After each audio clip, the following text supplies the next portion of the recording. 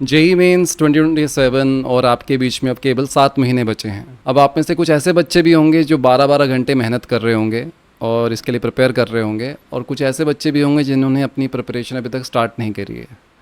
पर मैं आपको एक सच्चाई बताता हूँ कि इन 7 महीनों में आप अपनी प्रिपरेशन को एक अलग लेवल पर लेकर जा सकते हो, और इस वीडियो में इसी के बारे में हम डिस्कस करेंगे। और मैं आपको एक मंथ बाय मंथ प्लान भी दूंगा जिसको आप फॉलो कर कर अपनी प्रिपरेशन को अलग लेवल पर लेकर जा सकते हो। तो सबसे इम्पॉर्टेंट है रियलिटी चेक। तो आपको अपने आप से एक प्रश्न करना है कि आपकी क्लास 11th की प्रिपरेशन अभी किस लेवल पर है। क्या आपको 80% से ज़्यादा टॉपिक आते हैं? अगर ऐसा है तो ये काफ़ी अच्छा लेवल है। बट अगर आपको 50% आते हैं तो अभी आपको तुरंत प्रायोरिटाइज़ करने की ज़रूरत है। और अगर 50% से भी नीचे हैं तो आप वेट नहीं कर सकते हैं, आपको तुरंत एक्शन लेना पड़ेगा। और एक और इम्पॉर्टेंट चीज़, आपको अपनी जर्नी को किसी और की जर्नी से कंपेयर नहीं करना है। इंस्टाग्राम पर बहुत सारे टॉपर्स की जर्नी दिखाते हैं, आपको उनसे कंपेयर नहीं करना है। आपका कंपटीशन केवल अपनी पास्ट सेल्फ से है, ना कि किसी और से। अब हम देखते हैं मंथ बाय मंथ प्लान जिसको फॉलो कर कर you will be able to achieve next level preparation. So पहले 2 महीनों में आपको क्लास 11th के आपके जो वीक एरियाज़ हैं और जो हाई वेटेज टॉपिक्स हैं उनको टारगेट करना है। जैसे कि एक सिंपल सा एक मैं ब्लॉग बना सकता हूँ। जैसे फिज़िक्स में आप ले सकते हो केटीजी इन थर्मोडायनेमिक्स, जिसमें और किसी पास चैप्टर की रिक्वायरमेंट नहीं होती। और केमिस्ट्री में आप इलेक्ट्रोकेमिस्ट्री ले सकते हो, और मैथमेटिक्स में कोऑर्डिनेट ज्योमेट्री। और तीसरे महीने में आपको लास्ट 4 ईयर के PYQs करने हैं, जिससे आपको एग्जाम में किस टाइप के क्वेश्चंस पूछते हैं उसका आइडिया लगेगा और आप अपने स्कोर को इम्प्रूव कर पाओगे। चौथे महीने में आपको मॉक टेस्ट लिखना स्टार्ट करना होगा। वीक में 2 मॉक टेस्ट आपको लिखने हैं। अब आपका क्लास 12th का पोर्शन भी काफ़ी हद तक आपकी कोचिंग में ख़त्म हो चुका है, तो उसको भी आप अपने मॉक टेस्ट में इंक्लूड कर सकते हो।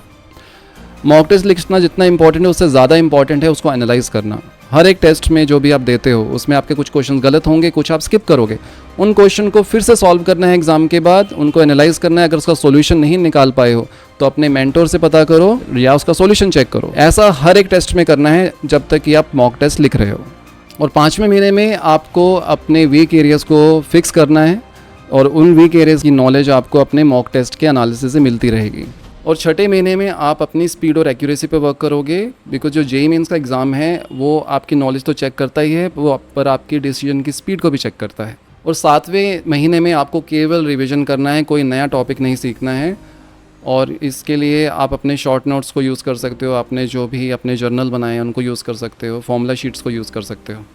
और कोशिश करो 7 से 8 घंटे की नींद लेने की, वो मस्ट है। तो ये था 7 मंथ्स का प्लान।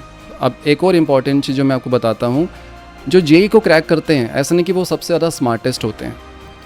उनमें एक खासियत होती है कि वो कंसिस्टेंट होते हैं। चाहे उनके मॉक टेस्ट में बहुत ही गंदे मार्क्स आएँ, पर वो अगले दिन उन मॉक टेस्ट के एनालिसिस से अपनी गलतियों को सुधारते हुए अगले मॉक टेस्ट में अच्छा परफॉर्म करने के लिए वर्क करते रहते हैं।